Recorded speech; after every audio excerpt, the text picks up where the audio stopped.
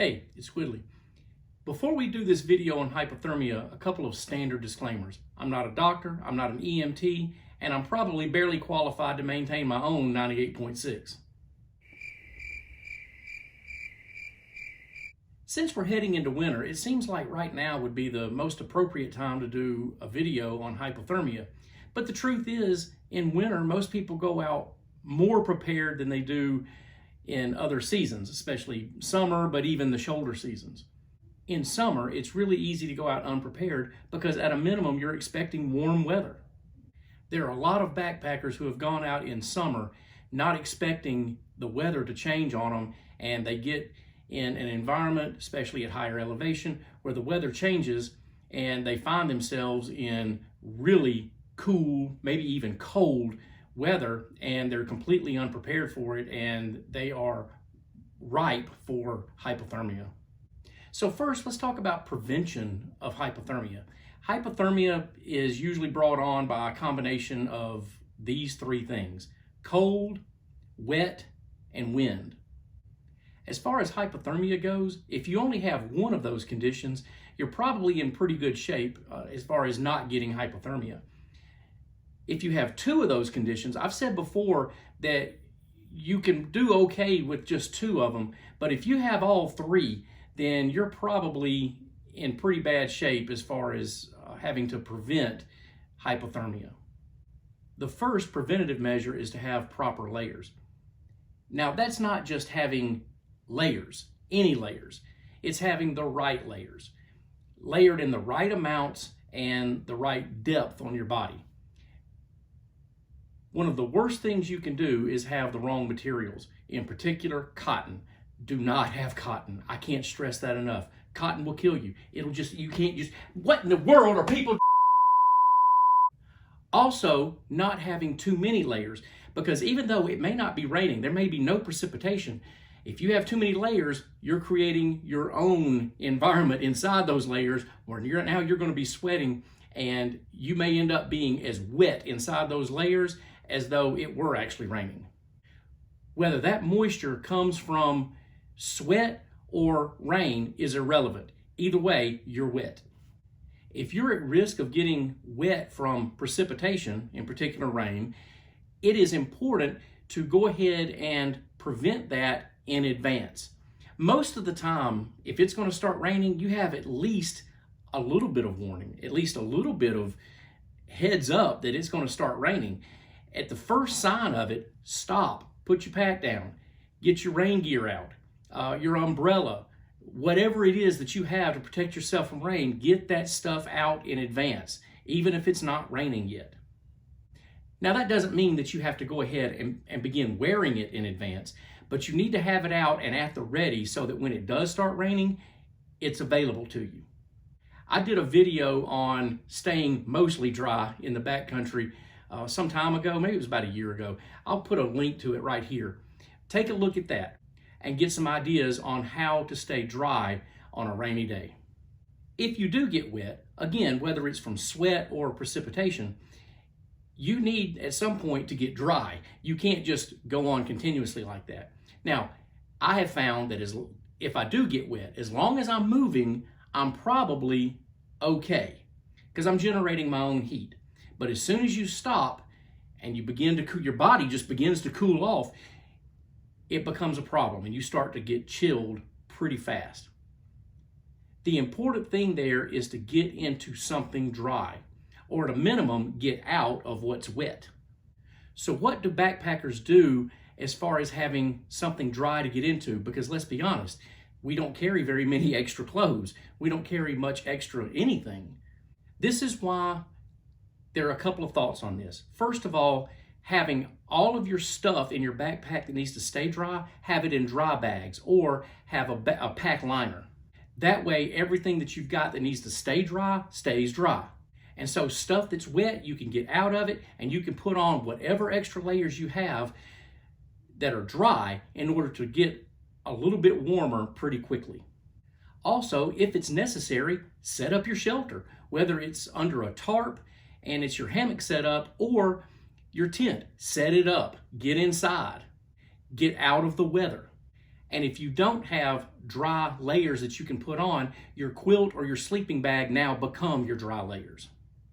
But it's important that you take those wet layers off first, because you don't want those dry layers or your dry quilt or sleeping bag to now become stuff that's wet. And finally, the last preventative measure is what you consume.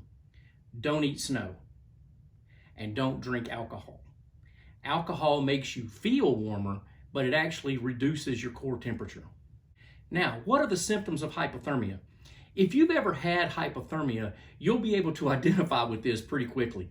I had hypothermia on one occasion where it was legitimate hypothermia, and it was on a hunting trip, and I was in a shooting house, and so I was kind of enclosed. I was out of the weather. It was cold, but I was out of the weather. And it was only after I left the shooting house and I was walking back to the four-wheeler, which we had kind of centrally located for a couple of us. On that walk back, I got so cold that I was uncontrollably shivering. I could not get control of it. I could not force myself to stop.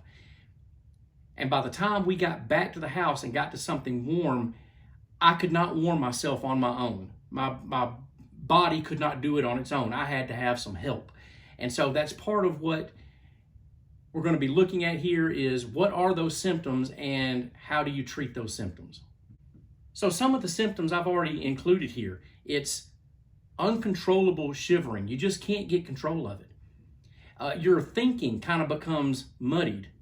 You can't think clearly, and this kind of comes on suddenly.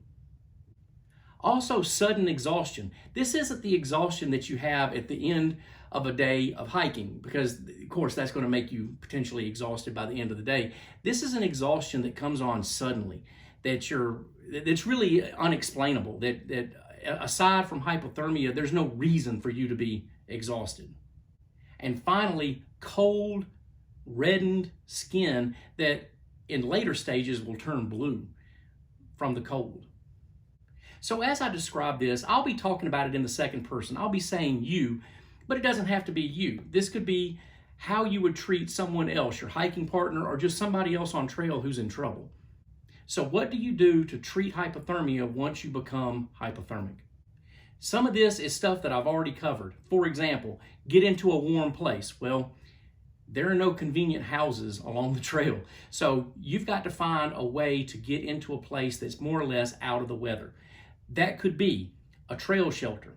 It could be your shelter. Stop and set that up. Get out of the weather. Remember, I mentioned that there are three things that can bring on hypothermia: cold, wet, and wind.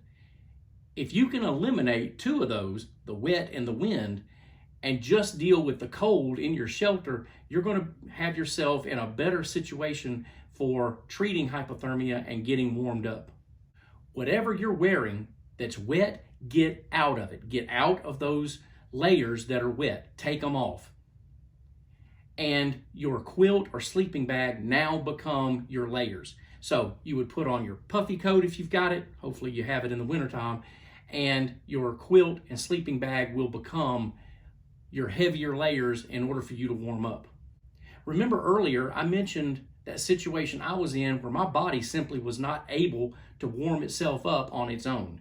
And so you've got to have something from outside to be able to warm up your body if it gets severe enough. The first one of those is sharing heat. Skin-to-skin contact with someone who is not hypothermic. To share that heat and use it as kind of a radiator in order for you to gain some of that heat and get your own furnace moving. Speaking of furnace, let's get that inside furnace working. Eating and drinking something that's hot, even if it's just hot water.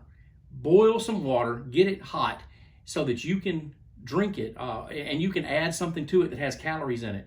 You know, maybe some hot cocoa or just coffee, but something so that you can drink that, get it inside your body, and begin to turn on that internal furnace. Also, for turning on that furnace is putting calories in. Eat something. Eat something sugary that digests quickly, because the process of digestion generates heat.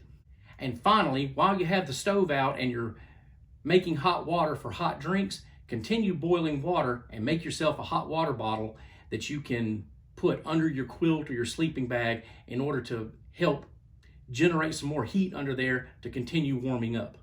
Okay, those are my thoughts on hypothermia. Not just the symptoms, but also some treatment in the backcountry when you're on a trip. I know I missed something, so if you have some additional thoughts, put those in the comments below and let's have a conversation. And as always, on the way out, don't forget to hit like and subscribe.